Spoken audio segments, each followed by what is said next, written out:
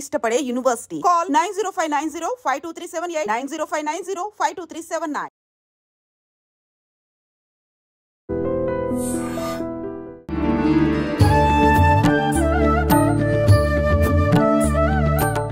నమస్కారం, welcome to I dream. ధర్మ మార్గం విత్ విజిత కార్యక్రమానికి స్వాగతం. ప్రస్తుతం మనతో పాటు ఉన్నారు సమన్వయ సరస్వతి వాగ్దేవి పుత్రులు బ్రహ్మశ్రీ సామవేదం షణ్ముఖ శర్మ గురువుగారు. ఇప్పుడు గురువుగారితో మాట్లాడి మరిన్ని విషయాలు తెలుసుకుందాం. మనకున్న సందేహాలన్నింటినీ కూడా నివృత్తి చేసుకునే ప్రయత్నం చేద్దాం. నమస్కారం గురుగారు. నమస్కారం అమ్మా. గురుగారు, శ్రీరామనవమి మనం ఇంతకు ముందు మాట్లాడుకున్న వీడియోలో కూడా ఉగాది నుంచి శ్రీరామనవమికి సంబంధించిన వసంత నవరాత్రులు కానివ్వండి, ఆ ఉత్సవాలన్నీ ప్రారంభమవుతాయని చెప్పి, అసలు శ్రీరామనవమి అనగానే మనం ఆ రోజున జరుపుకునేవి రాముడి పుట్టినరోజుగా జరుపుకుంటాము. ఆ రోజు వివాహం చాలా అట్టహాసంగా జరుపుకుంటాము. ఇంకొకటి పట్టాభిషేకము. అసలు జరుపుకోవాల్సింది ఏంటి? అసలు ఆ రోజు ప్రత్యేకత ఏంటి? బాగుందమ్మా. శ్రీరామనవమి ఒక మహావ్రతపర్వంగా మనకు శాస్త్రాల్లో వర్ణించి చెప్పారు. ఆ ధర్మశాస్త్రాల్లో ఉంది, అదేవిధంగా స్కాంద పురాణాదుల్లో ఉంది. రామాయణంలో రాముడు ఆవిర్భవించిన ఘట్టం మాత్రం ఉంది తప్ప నవమి వ్రత విధానం లేదు. అది ఇతర పురాణాల్లోంచి ధర్మశాస్త్రాల్లోంచి మనం తీసుకున్నాం. నవమి నాడు ఎలా చేయాలో కూడా శాస్త్ర విధి ఉంది. కొంతమంది రామోపాసకులు ఈ రోజున ఉపవాసం చేస్తారు, జాగరణ కూడా చేస్తారు. ఈ రెండు చేసి మరో రోజు పారణ చేయాలి. ఈ విధానం మన శాస్త్రం చెప్తుంది. అంతేకాదు రామ పూజ ఒకటి ముఖ్యం ఈరోజు. ఆ పూజ ఎలా చేయాలంటే బాలరాముని పూజించాలి అని ప్రధానంగా చెప్పారు. కౌసల్య దశరథులతో పాటు ఉన్నటువంటి రాముడు.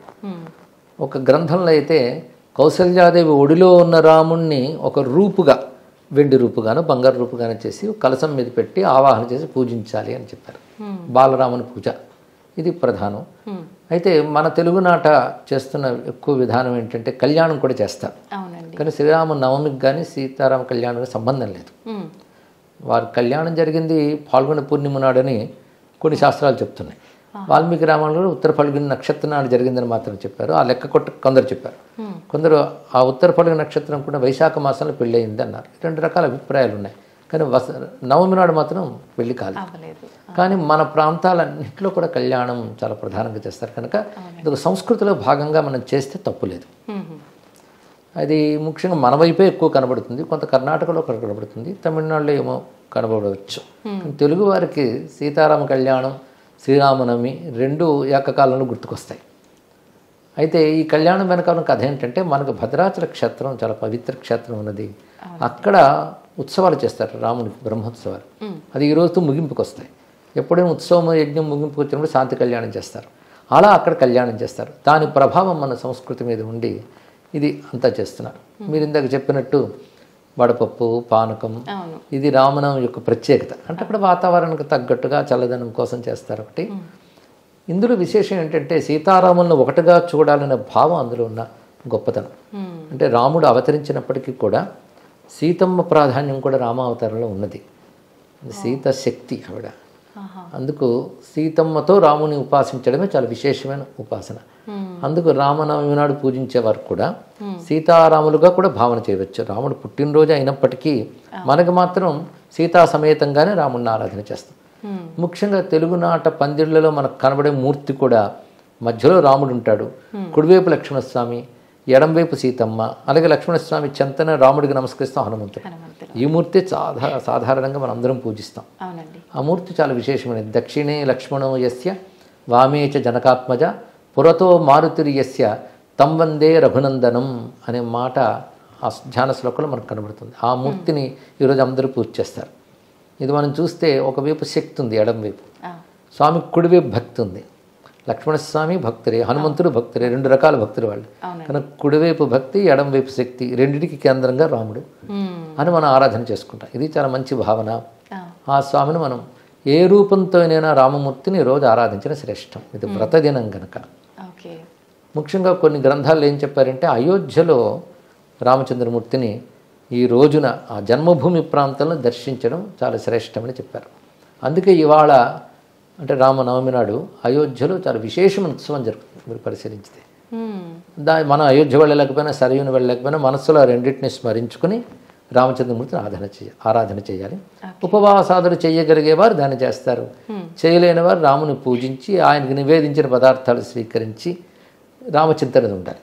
ఎప్పుడైనా ఒక దేవతకు సంబంధించినటువంటి పండుగ వచ్చింది అంటే ఎలా ఉండాలి అంటే, తద్దేవతామయంగా ఉండాలంతే. కనుక రామనవమి నాడు రామమయంగా ఉండాలి. రామమయం ఎప్పుడవుతాం? రాముని పూజించడం, రామనామం జపించడం, రామాయణం వినడం, చదవడం, మననం చేయడం, దాని గురించే చర్చించుకోవడం, అలా ఈ రోజంతా గడిపితే అదే పెద్ద వ్రతపాలన. కనుక రామనవమిని రామమయంగా చేసుకుందాం. గురుగారు, అంటే నేను ఇది తప్పు చెప్తున్నానో కరెక్ట్ చెప్తున్నానో తెలియదు కానీ రామో విగ్రహవాన్ ధర్మ అని అంటుంటారు. ఏంటండి అది, ఎలా అర్థం చేసుకోవాలి? ధర్మం నిలబెట్టడానికే వచ్చిన నారాయణుడే రామచంద్రమూర్తి, అందులో సందేహం లేదు. అయితే ఆయన భగవంతుడు ఎప్పుడు పరిపూర్ణంగా ఉంటాడు. అవునండి. పరిపూర్ణుడైన భగవంతుడు ఏ రూపం ధరించినా పరిపూర్ణంగా వస్తాడు. కానీ మానవులందరూ పరిపూర్ణంగా ఉండలేరు. ఉందామని ప్రయత్నించితే ఒకడు సగం, ఇంకోడు 30, ఇంకోడు 25. పరిపూర్ణ మానవుడు అనేవాడు ఉండడు. కానీ పరిపూర్ణుడైన భగవంతుడు మానవుడిగా వస్తే పరిపూర్ణ మానవుడిగా ఉండగలడు. ఎందుకంటే నేను ఎప్పుడు పరిపూర్ణుడేగా, మానవుడిగా వచ్చిన పరిపూర్ణుడే. అందుకే ఒక మాట చెప్తూ ఉంటాను ప్రవచనాల్లో కూడా, రాముడంత పరిపూర్ణంగా ఉన్నాడే, అది ఎవరికైనా సాధ్యమవుతుందా? ఒక మనిషి పరిపూర్ణంగా ఉండగలడా? పరిపూర్ణంగా ఉండాలంటే దేవుడే దిగి రావాలంటారు. ఆ దిగి వచ్చిన దేవుడే రాముడు. అందుకే పరిపూర్ణమైనటువంటి మానవ ధర్మములన్నీ చేసి చూపించాడు ఆయన. ధర్మం చెప్పే గ్రంథాలు చాలా ఉన్నాయి, ధర్మం చెప్పేవాళ్ళు కూడా చాలా ఉన్నారు. విశ్వనాథ సత్యనారాయణ గారు మాట అంటారు, మనుజులు ఈ రీతి నడువవలయునని చెప్పు మనుజులు లక్షలు కోట్లు, నడిచి నడిపించువాడు లేడు, మహితమౌ సృష్టి చిన్ననాటి నుండి ఒక్క శ్రీరాఘవుడు తక్క అన్నారు. అంటే సృష్టి ఏర్పడిన దగ్గర నుంచి కూడా ఇలా ఉండాలి అలా ఉండాలని చెప్పేవాళ్ళు లక్షల మంది, కోట్ల మంది ఉన్నారు. కానీ అలా ఉండి అందరినీ నడిపించే వాళ్ళు ఎంతమంది ఉన్నారు? ఒక్క రామమూర్తి అటువంటి వాడు అని. అందుకే రాముడు ఏది చేసిన ధర్మమే అని, చెప్పింది ధర్మం, చేసింది ధర్మం, ధర్మమే చేస్తాడు ఆయన. అదే రామ అయనం, రాముడు నడిచే త్రోవ అంటే ధర్మమే, రామాయణం అంటేనే ధర్మం. అందుకే ధర్మం ఒక రూపం ధరిస్తే రాముడు.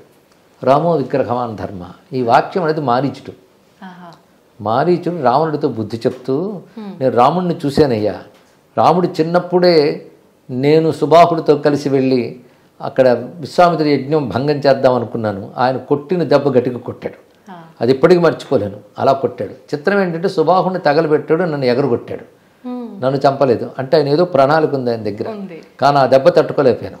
తర్వాత ఆయన వనవాసానికి వచ్చాడు. వనవాసంకి వచ్చినప్పుడు కూడా నేను ఆయన చూద్దామని వెళ్ళాను. అయితే అప్పుడు లేడి వేషం ధరించి వెళ్ళాడు ఆయన. అప్పుడు రాముడు బాణంతో దెబ్బ కొడతాడు, చచ్చేటట్టు కొట్టాడు, చావు దెబ్బ కొడతాడు. ఆ 2 దెబ్బలు అయిన తర్వాత నాకు అంతా రాముడే కనబడుతున్నాడు ఇప్పుడు. అప్పటి నుంచి నేను అన్ని హింసాన్ని మానేసి ఇక్కడ తాపస వృత్తులు ఉండిపోయాను. రాముడు అంటే నాకు తెలుసు, రామో విగ్రహవాన్ ధర్మ అనే మాట మారీచుడు ఆ సందర్భంలో చెప్తాడు. చాలా విశేషమైన శబ్దం ఇది. అందులోనే మొత్తం రామాయణ రహస్యమంతా ఉంది. ధర్మం ఒక ఆకారం ధరిస్తే అదే రాముడు అని దీని యొక్క భావం. గురుగారు, మీరు చెప్పారు అంటే మానవ రూపంలో వచ్చిన దేవుడు మనందరికీ ఒక మార్గదర్శకంగా ఉండడానికి, మార్గంలో నడిపించడానికి. అంటే ఆయన దేవుడు అయినప్పటికీ ఆ అవతారం మానవుడిగా ఉన్నారు కాబట్టి మానవ రూపాన్ని మనం దేవుడిగా కొలవటం అనేది కరెక్టేనా? రాముడు మానవ రూపం ధరించాడు కానీ ఆయన సాక్షాత్ నారాయణుడు కదా. ఆయన దివ్యమంగళ విగ్రహంగానే ఉన్నాడు రాముడు. అప్పుడు రామాయణ కాలంలో హనుమంతుడు రాముని రూపాన్ని వర్ణిస్తాడు. అంటే యునీక్, రాముడు లాంటి వాడు ఆ కాలంలో మరొకడు లేడు. అంతే. అందుకే షణ్ణవత్యంగుళీ దేహ యప్పుమాన్ సదివోక సహా అని మనకు సాముద్రిక శాస్త్రం మాట చెప్తాను. అంటే 96 అంగుళాలు ఉంటాడు రాముడు, అంటే 8 అడుగులు. అలాంటి స్వరూపం. పైగా ఆయన శరీర లక్షణమంతా, సాముద్రిక లక్షణమంతా హనుమంతుడు చెప్తాడు. సమసమవిభక్తాంగా, సరే 2 అవయవాలు సమంగా ఉంటాయని చెప్పుతూ, నుదురు ఎంత వెడల్పు ఉంది, ఎలా ఉంది, ఈ లక్షణాలన్నీ వర్ణిస్తాడు. ఈ లక్షణాలు రాముడికి మాత్రం ఉన్నాయి, అందరికీ ఉన్నట్లయితే ప్రత్యేకించి వర్ణించనక్కర్లేదు కదా. ఈ లక్షణాలన్నీ మనం లెక్క కట్టి చూస్తే అది ఒక అద్భుతమైన పరమపురుషుడికి ఉంటాయి. అలాంటి వారు అందరూ ఉండరు. అందుకే అది అవతారమూర్తి యొక్క లక్షణం అది. అందుకే రాముడిని అప్రాకృత దివ్యమంగళ విగ్రహ అంటారు. రాముడు కానీ కృష్ణుడు కానీ ఇద్దరిని. అంటే చూడ్డానికి మానవ రూపంలో కనబడుతున్నా వాళ్ళ దివ్యమంగళ విగ్రహం వారిది. అందుకే దేవతలు కూడా ధ్యానించే మూర్తి. దేవతలు మనుషులను ధ్యానించరు, ఎందుకంటే మనుషుల శరీరాలే రక్తమాంసాదులతో కూడి ఉంటాయి, వాళ్ళు వీటి వైపు రారు. కానీ వాళ్ళు కూడా ధ్యానించారంటే అలా కనబడుతున్నటువంటి ఒక అద్భుతమైన స్వరూపం ఆయన. అందుకే అవతార కాలంలో మానవుడైన, మనం పూజించే కాలంలో భగవంతుడైన. ఓకే గురుగారు సీతారాముల్ని ఆదర్శంగా తీసుకోవాలి దంపతులు అందరూ కూడా అని చెప్పంటారు. ఎవరైనా ఆశీర్వదించినా కూడా సీతారాముల్లాగా కలకాలం చక్కగా ఉండండి అమ్మా అని చెప్పి ఆశీర్వదిస్తూ ఉంటారు.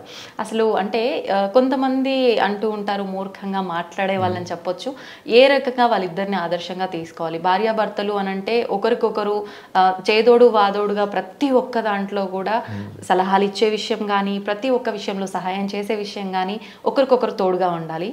కానీ అంటే వీళ్ళని చూసినంత వరకు పెళ్ళి అయినా తదనంతరం అరణ్యానికి వనవాసానికి అని చెప్పి వెళ్ళటం అంటే సీతాదేవి తన ఇష్ట ప్రకారంగా తన భర్తతో వెళ్ళినప్పటికీ అది చాలా కష్టకాలము. తర్వాత అక్కడికి వెళ్ళినా వాళ్ళు కలిసి ఉన్నారా అని అంటే లేదు, అక్కడ కూడా ఎడబాటు.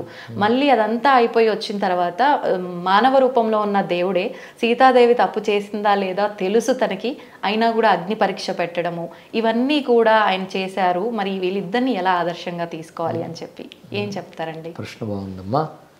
ఇక్కడ మనం సీతారాముల అన్యోన్యత అనేది చాలా ముఖ్యమైనటువంటి భావం. వారిద్దరూ వివాహం తర్వాత బహుకాలం కలిసి ఉన్నారు. విజహార బహునృతువునని కూడా వాల్మీకి రచించాడు. చాలా కాలం కలిసి ఉన్నారు. ఇక వనవాసానికి వెళ్ళినప్పుడు రాముడు సీతమ్మని రమ్మని చెప్పలేదు, సీతమ్మే వస్తానంది.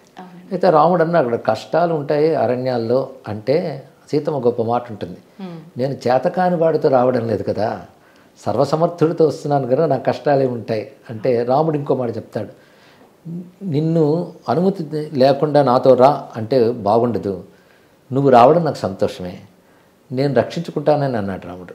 ఆ విధంగానే సర్వసమర్థుడైన పతితో కలిసి ఆమె అరణ్యవాసానికి వచ్చింది. అరణ్యవాస కాలంలో 14 ఏళ్ళు కదా, 13 ఏళ్ళు కలిసే ఉన్నారు. వాళ్ళు ఎంతో ఆనందంగా ఉన్నారు. వాళ్ళు అరణ్యకాండల వర్ణన చదువుతుంటే మనకు తెలుస్తుంది. ఎందుకంటే రాముడి దగ్గర ఉంటే ఆనందం కాక ఇంకేమిటి. ఆమెకు వనమైన భవనమైన రాముడితో ఉంటేనే ఆనందం. రాముడితో ఉన్న వాళ్ళకి ఏ కష్టమూ రాదు, సర్వరక్షకుడైన. అలా ఆనందంగానే ఆమె ఉన్నది. 13 సంవత్సరాలు ఆనందంగానే గడిపారు. ఒక్క సంవత్సరంలో ఇంకా అయిపోతోంది అనగానే అప్పుడు రావణుడు రావడం, అపహరించడం. దీని వెనకాల ఒక దైవికమైనటువంటి ప్రణాళిక ఉన్నది. దాని ప్రకారంగా ఈ కథ జరిగింది. కనుక ఆ తర్వాత వాడు 10 నెలలు బాధపడింది అంతే. 10 నెలలు బంధితురాలి ఉంది. బాధ ఏమిటి, రావణుడు కూడా రాక్షసంగా చూసినా వాడి పూర్వజన్మ ప్రకారంగా చూసుకున్నప్పటికీ కూడాను ఆమెను జాగ్రత్తగానే అశోకవనంలో ఉంచాడు. అక్కడ ఆవిడ చక్కగా ఉన్నది. కానీ ఒకానొక కార్యక్రమం కోసం ఆవిడ వెళ్ళింది. అందుకే త్యాగరాజ స్వామి వారు కూడా మా జానకి చట్టాపట్టగా మారాజు రైతువి, ఎందుకంటే వాని మాటలకు కోపగించి కంఠవధించకనే ఉండి శ్రీనాయక యశము నీకే కలగజేయలేదా అంటాడు. రావణుడు అన్ని మాట్లాడుతుంటే సీతమ్మ మాట ఉంటుంది, నిన్ను దగ్ధం చేయగల జాగ్రత్త, కానీ నాకు రాముని సందేశం రాలేదని, అదేవిధంగా నా తపస్సును రక్షించుకోవాలని చెప్పి నేను పని చేయడం లేదంటుంది. సీతమ్మ ధైర్యంగా మాట్లాడుతుంది, రావణుడే భయపడతాడు. ఎందుకంటే ధర్మం ధైర్యాన్ని ఇస్తుంది. సీతమ్మ వెనకాల ఉన్నది ఆ ధర్మం, అది ధైర్యాన్ని ఇచ్చింది. రెండవది రామస్మరణ చేస్తూ ఒక తపస్సులా తీసుకున్నది. అలా ఉన్నది. అది దుష్ట సంహారం కోసం ఒక ప్రణాళికలో భాగంగానే వెళ్ళింది ఆ తల్లి. అందుకే 1 సంవత్సర కాలం అది. తర్వాత రామునితోనే ఉన్నది. అయితే ఇక అగ్ని పరీక్ష అంటారే, అది అగ్ని పరీక్ష కదా, అగ్నికి పరీక్ష అని చెప్పచ్చు. ఉదాహరణకు అక్కడ రామచంద్రమూర్తి ఆమెను అగ్ని పరీక్ష చెయ్యమనడు. అది ముఖ్యంగా రామాయణం చూస్తే మనకు తెలుస్తుంది. ఆ సమయంలో సీతమ్మ వచ్చినప్పుడు అందరూ దూరం వెళ్ళిపోతారు. రాముడు అంటాడు ఎవరూ దూరం వెళ్ళదు, అక్కడే ఉండండి అంట. అంటే ఇప్పుడు మా ఇద్దరి మధ్య జరిగే సంభాషణ మీ అందరికీ తెలియాలి అనే ఉద్దేశంతో చెప్తాడు. చెప్పినప్పుడు ఒక మాట అంటాడు సీతమ్మతో, నేత్రరోగికి దీపం వలె నువ్వు ప్రతికూలురాలివి అన్నాడు. ఎందుకంటే ఇన్నాళ్ళు అసురుని యొక్క చర్యలో ఉన్నటువంటి దానవు నువ్వు వచ్చేవంటే ఇది లోకాపవాద భీతి అని ఉంటుంది. సత్పురుషులకు అది ఒకటి ఉంటుంది, లోకంలో అపవాదం రాకుండా జాగ్రత్త పడాలి. పైగా ఆ మాట ఎంత చక్కగా అంటే నేత్రరోగికి దీపం వలె అన్నాడు. దీపంలో ఏం దోషం లేదు, చూసే కంటిలో దోషం, కనుక నీలో ఏ దోషం లేదు. కానీ పాలకుడైనటువంటి వాడు ప్రజలకి వ్యక్తిగత జీవితాన్ని కూడా ఆదర్శంగా చూపించాలి అనేటటువంటి ఒక న్యాయం ఉన్న రోజులు ఇవి. అప్పటి స్మృతి ప్రకారంగా కానీ పాలకుడి వ్యక్తిగత జీవితం కూడా ప్రజలకు జవాబుదారి. అందుకే ఎటువంటి కల్మషం లేదు అని రుజువు చేయడం కోసం ఆయన ప్రతికూలురాలివి కనుక ఇప్పుడు నేను పౌరుషంతో రాక్షసుడిని సంహరించి నేను విడిపించాను, అక్కడితో నా పని అయిపోయింది, తర్వాత నీ ఇష్టమని అంటాడు. అప్పుడు సీతమ్మ తనంత తానే వాళ్ళకి చెప్పి, అంటే లక్ష్మణస్వామికి హనుమంతుడికి చెప్పి చితి రగల్చుకొని అగ్ని చుట్టూ ప్రదక్షిణ చేసి వెళుతుంది. రాముడికి తెలుసు అగ్ని సీతమ్మనేమి చేయలేదని. ఎందుకంటే మారీచుడికి తెలుసు, హనుమంతుడికి తెలుసు. మొత్తం లంక దహనమైనప్పుడు సీతమ్మన చోటు దహనం కాదు. అప్పుడు హనుమంతుడు ఒక మాట అంటాడు, నాగ్ని రగ్నవు ప్రవర్తతే అని. అగ్నినేమి చేయలేదు కదా అని భావం. అదేవిధంగా మారీచుడు రావణాసురుడు చెప్తాడు, సీత ఒక మహాగ్ని, దగ్గరికి వెళ్ళావా దగ్ధమవుతావు జాగ్రత్త. మారీచుడికి హనుమంతుడికి తెలిసినప్పుడు రాముడికి తెలియదా? అందులో పంచభూత దేవతాశక్తులు ప్రత్యక్షమయ్యే కాలం అది. అందుకే అగ్నిహోత్రంలోకి వెళ్ళలేని వెంటనే మళ్ళీ అగ్నిదేవుడు వచ్చి రాముడికి సమర్పించేస్తాడు, దోషరహితురాలని చెప్తాడు. అప్పుడు రాముడు ఒక మాట అంటాడు, నాకు ఆ విషయం తెలుసు, కానీ లోకానికి అది రుజువు చేసి నేను అయోధ్యకి వెళ్ళాలి కనుక పని చేశానని చెప్తాడు. అక్కడ ఒక మాట అంటాడు రాముడు, అనన్యాహి మయా సీత భాస్కరేణ ప్రభాయత. సూర్యుడికి కాంతి ఎలాగో నాకు సీత అలాగా అన్నాడు. అన్యోన్య దాంపత్యం గురించి ఇంతకంటే గొప్ప మాట ప్రపంచ వాంగ్మయంలో లేదమ్మా. చిత్రం ఏంటంటే రాముడు లేనప్పుడు సీతమ్మ కూడా అదే మాట లంకలో చెప్తుంది, అనన్యా రాఘవేణాహం భాస్కరేణ ప్రభాయత, అదే మాట చెప్పింది. అంటే భార్యాభర్తలు అంటే ఇదే, ఇద్దరు ఒకేలా ఆలోచిస్తారు, ఒకేలా చింతన చేస్తారు. కనుక రాముడు సీతమ్మ చింతన, సీతమ్మ రామచింతనలోనే ఉన్నారు. వాళ్ళ అన్యోన్యం అనేది వాళ్ళ దగ్గరే సరిపోతుంది. పైగా భార్యాభర్తల దాంపత్యం ఎంత చక్కగా ఉండాలనేటువంటి రామాయణం చదివితే సీతమ్మ మాట తీరు, రాముడి మాట తీరులు ఎంత స్నేహంగా ఉంటాడో భర్త, అంతేగాని తాను ఆధిక్యం వహించడం అని కనబడదు. ఉదాహరణకి రాముడితో ఒక మాట ఉంటుంది, చనువు కొద్దీ చెప్తున్నాను, నువ్వు ధనుర్బాణంలో పట్టుకుని తిరుగుతున్నావు, నువ్వు వనవాసానికి వచ్చావు, కొచ్చవనం కొచ్చ క్షాత్రం, నువ్వు రాజుగా ఉన్నప్పుడు పట్టుకు తిరుగు, వనవాసానికి వచ్చి నువ్వు ఇవన్నీ పట్టుకు తిరగడం ఏంటి నువ్వు అంటే, రాముడు ఎంత మృదువుగా చెప్తాడంటే, నీకు తెలియదు నువ్వు నోర్మి అనకుండా, నీకు నా మీద అభిమానం ఉంది కనుకనే నాకు చెప్పు, ప్రేమ లేని వాళ్ళకి చెప్తారా చెప్పు, నువ్వు ప్రేమతో చెప్పావు కనుక నీకు సమాధానం చెప్తున్నాను విను. నేను వనవాసానికి వచ్చాను కానీ క్షాత్రాన్ని విడిచిపెట్టలేదు. నేను ఇతరులకు ఆపద కలగకుండా చూసుకోవడం క్షాత్రం నా బాధ్యత, అది అందుకే దీన్ని పట్టుకున్నాను అని చక్కగా సమాధానం చెప్తాడు. అలా భార్యాభర్త ఎలా మాట్లాడుకోవాలో కూడా కనబడుతుంది. ఎక్కడ కూడా కటువుగా రాముడు ఒక్క మాట అంటాడు. తర్వాత అయోధ్యకు వచ్చాక చాలా కాలం వాళ్ళు కలిసే ఉన్నారు. తర్వాత లోకాపవాదం ఏర్పడింది, తరాలు మారి లోకాపవాదం ఒకటి ఏర్పడింది. అది ఒక వ్యక్తి చెప్పింది కాదు, లోకంలో అందరూ అనుకుంటున్నారని మంత్రులు వచ్చి రాముడితో సమావేశంలో తెలియజేస్తారు. అప్పుడు ఉన్న ధర్మ ప్రకారంగా ఏంటంటే, ఒక అపనిందగానే ఉంటే దాన్ని దూరం పెట్టాలి కొంతకాలం, మళ్ళీ సత్యం రుజువయ్యే వరకు. అదొక నియమం, దానికి కట్టుబడ్డాడు. కానీ నువ్వు వెళ్ళిపో, అడవిలో వదిలే ఇలా అనకలేదు ఆయన. ఎందుకంటే ఈ సమావేశం ముందు రాత్రి వేళ సీతమ్మతో మాట అంటాడు, గర్భవతి నువ్వు, నీకు ఏది ఇష్టమో అది చేస్తాను చెప్పు అంటాడు. నాకు మన వనవాస కాలంలో మునుల ఆశ్రమాలన్నీ తిరిగినవి చాలా గుర్తున్నాయి, చాలా ఆనందంగా ఉంటాయి. నాకు వాల్మీకి మహర్షి వాళ్ళ ఆశ్రమాలు చూశాను, ఆ ఆశ్రమాలకు వెళ్ళాలనుంది అని చెప్తుందమ్మా. అదైన వెంటనే ఈ సమావేశం ఏర్పడుతుంది.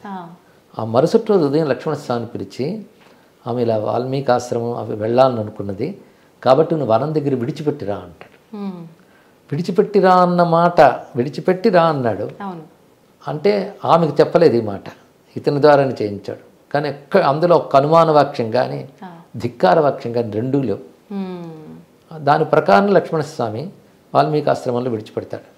కానీ ఈ విధంగా అపవాదుకు భీతి చెందే ఇలా చేశాడన్న విషయాన్ని కూడా లక్ష్మణుడు తెలియజేస్తాడు. సీతమ్మకి ఈ ధర్మం తెలుసు, రాజధర్మం. ఎందుకంటే రెండు ధర్మాలు ఘర్షించినప్పుడు ఏ ధర్మం నిలుపుకోవాలి, భర్తృధర్మం రాజధర్మం.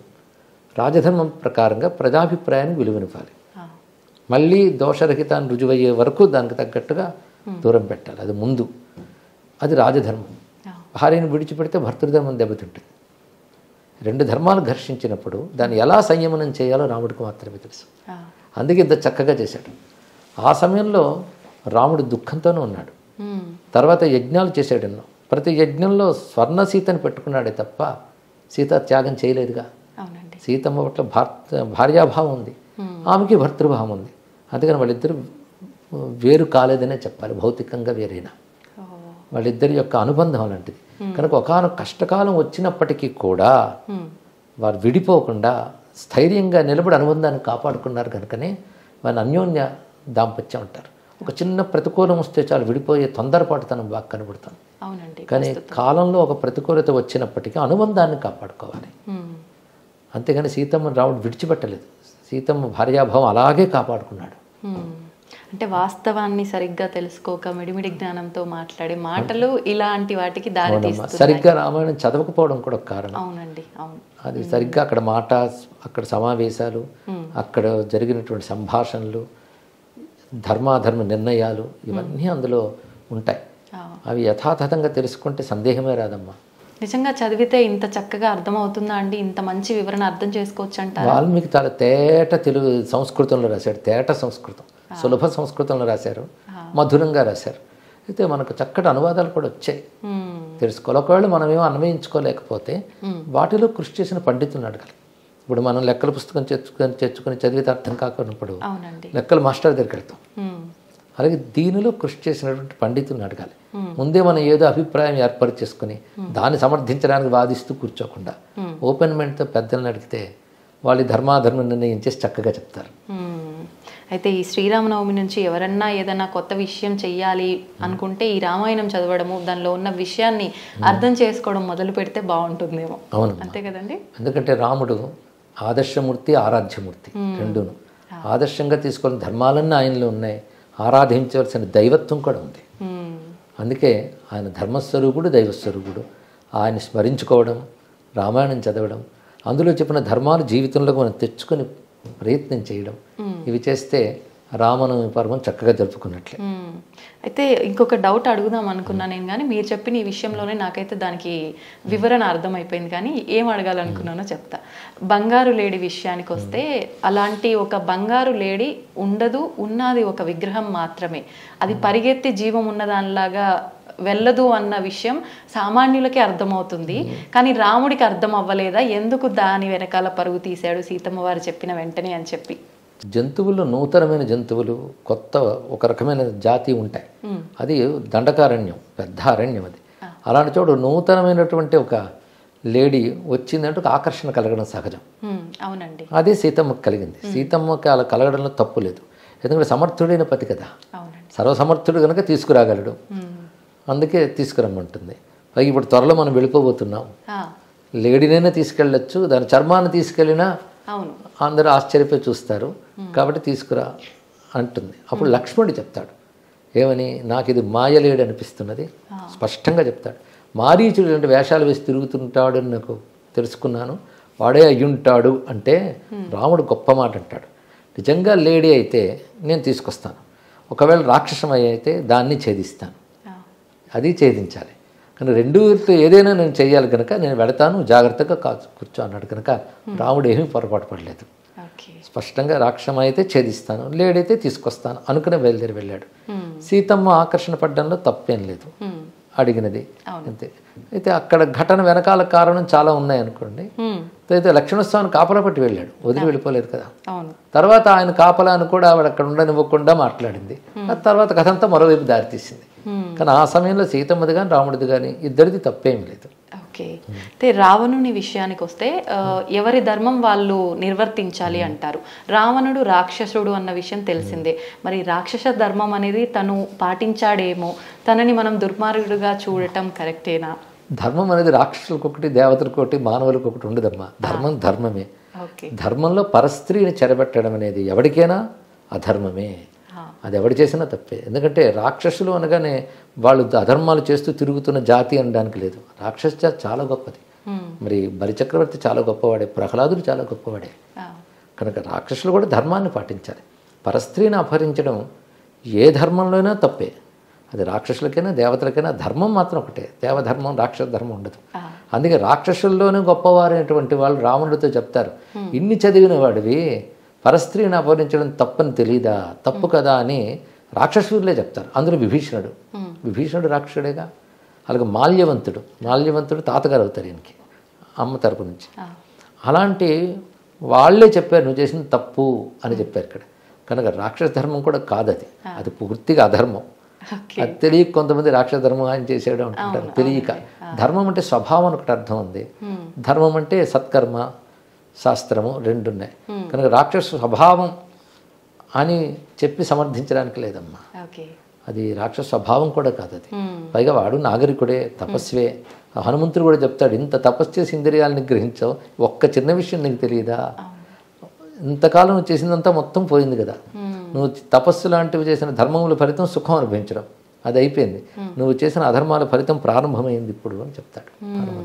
ఇప్పుడు రావణుడు మంచి శివభక్తుడు అంటారు. మీరు చెప్పినట్టుగా ఎన్నో జ్ఞానాలు సంపాదించుకున్న ఆయన ఉపాసన వల్ల. రాబోయే బ్రహ్మ అని కూడా అంటారు. అంటే హనుమంతుడు రావణుడు మాత్రమే ఎన్నో వేదాలని చదివిన వాళ్ళలో గొప్ప వ్యక్తులు అని చెప్పి అంటూ ఉంటారు.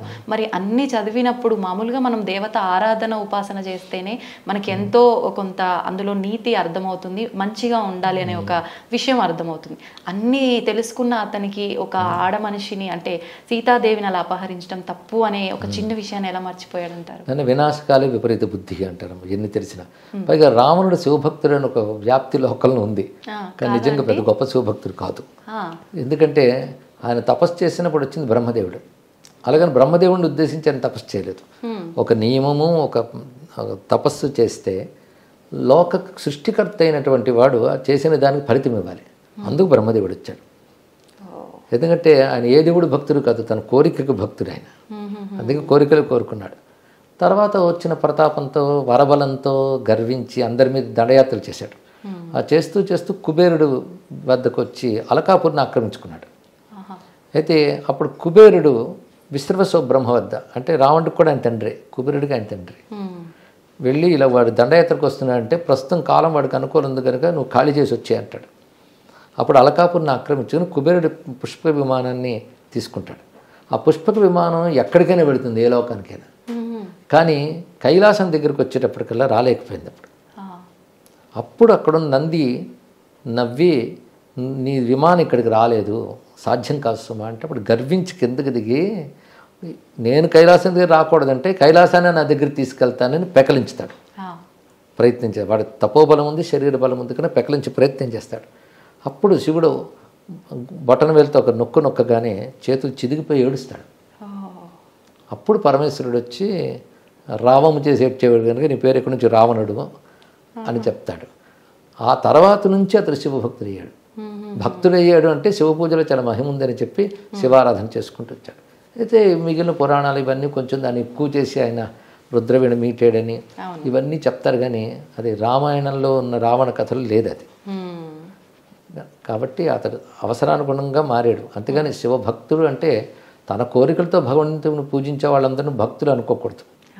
వాళ్ళందరూ సకామ భక్తులు అంతే. అయితే వేదాది విద్యలని చదివాడు, సామాన్యుడు కాదు, చదువుకున్నవాడు చాలా. అందుకే అలాంటి వాడిని సంహరించడానికి భగవంతుడి దిగి రావాల్సి వచ్చింది. ఇక్కడ తపోబలం ఉన్నవాడు, జ్ఞానబలం ఉన్నవాడు.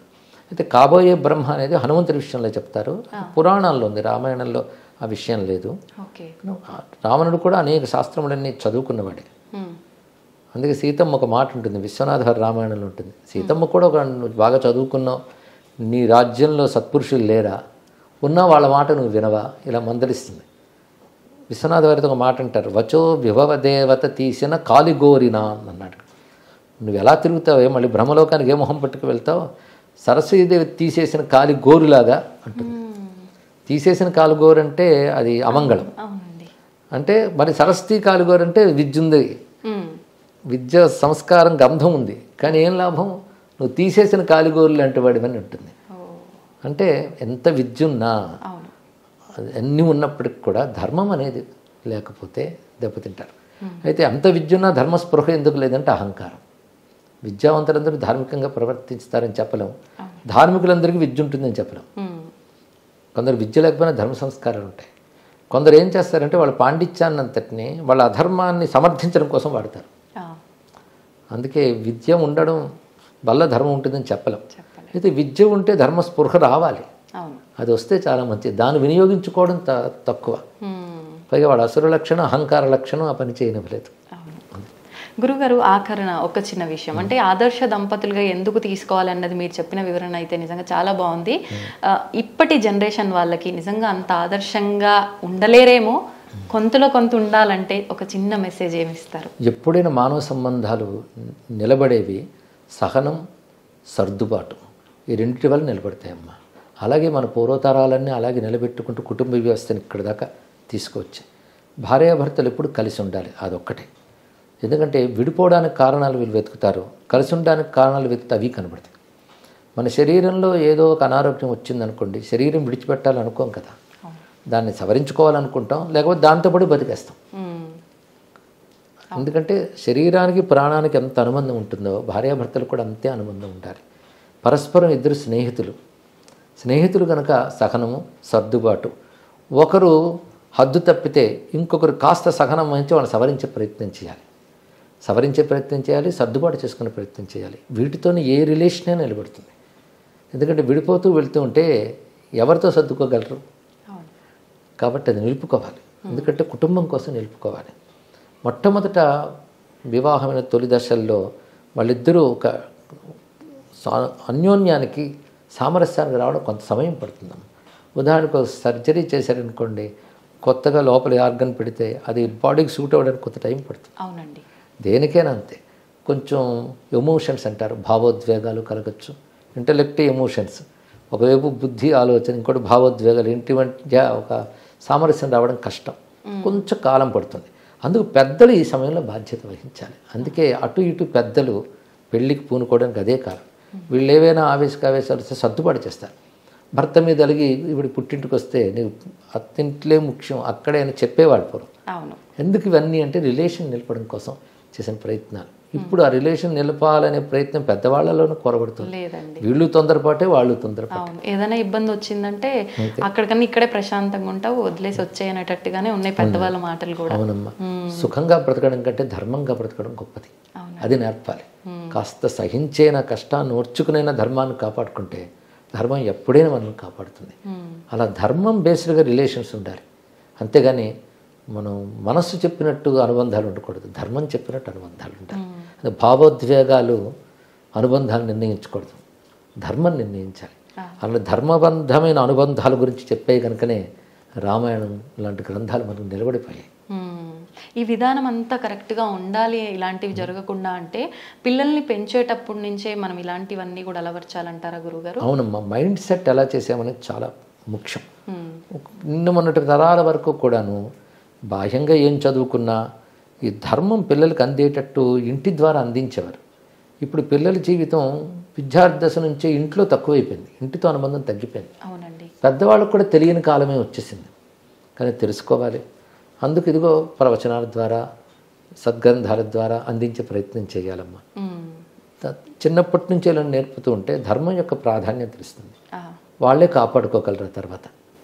గురుగారు, కాలం విషయానికి వస్తే ఇందాక మీరు స్టార్టింగ్లో చెప్పినప్పుడు కాలం గురించి, కాలం ఎప్పుడూ మంచిదే, ప్రతిరోజు కూడా మంచిదే, ఏది అంటే చెడ్డది కాదు, ఏది మనకు అపాయం చేయదు అని చెప్పి.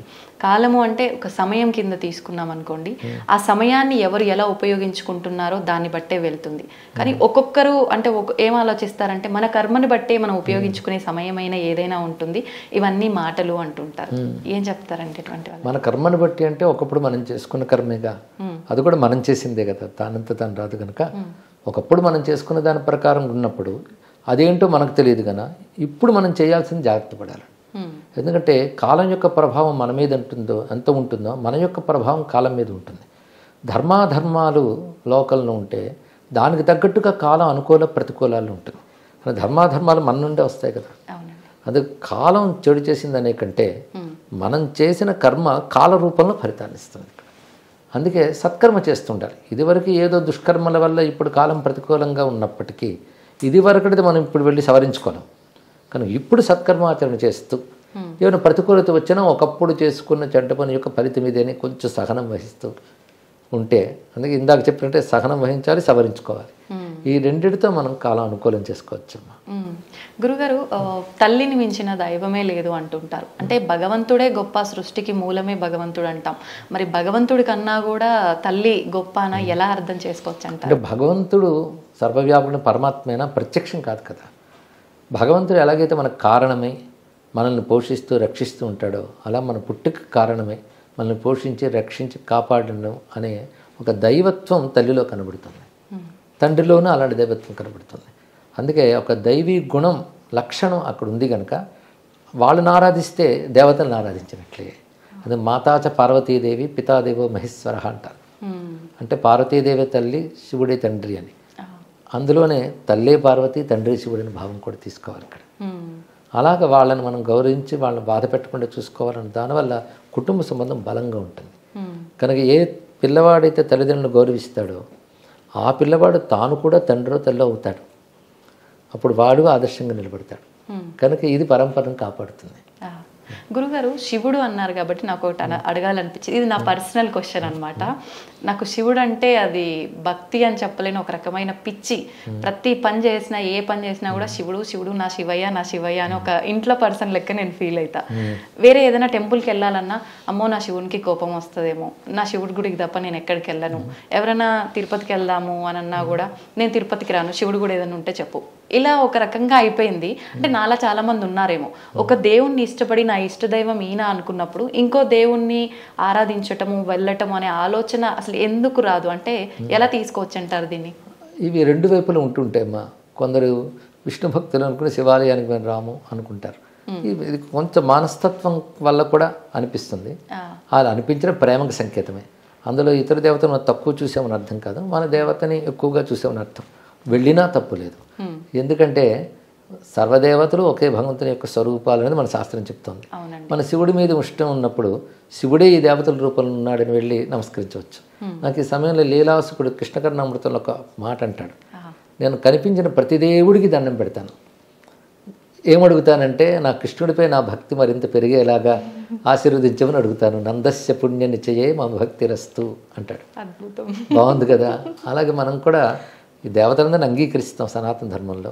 కనుక మన ఇష్టదైవం మీద భక్తి పెరిగేలాగా వీళ్ళు అనుగ్రహించవచ్చు. దేవతలకు ఏమైనా కోపం వస్తుందా అండి? అలాంటి ఏవీ లేవు, మనం ఏర్పరచుకున్న భావాలే.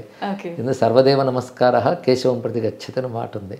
అదేవిధంగా సర్వదేవ నమస్కార శంకరం ప్రతి గచ్చతి అని కూడా అంటారు. ఎవరికి నమస్కరించినా వెళ్ళేది ఒక్కరికి, ఒకే పరమాత్మకి. ఎక్కువ తక్కువ లేవీ లేవు. ఇష్టం ఒకరి మీద ఉంటుంది అంటే అర్థం ఇంకొకరి మీద అనిష్టం అని కాదు. ఒకరి మీద ప్రీతి కలగడం మాత్రం సహజం. అందుకే ఒక మాట అంటారు రామకృష్ణ పరమహంస, ఇష్టదేవత నిష్ఠ ఉండాలి, ఇతర దేవత ద్వేషం ఉండకూడదని. చాలా చక్కటి మాట చెప్పారు. అంటే ఏ ఆలయంకి వెళ్ళినా, అమ్మవారి ఆలయంలోకి వెళ్ళినా నాకు అక్కడ అమ్మవారు ఉన్నారని అనిపించదు. శివయ్య ఓం నమ శివాయ అని వచ్చేస్తుంది నోట్లో నుంచి.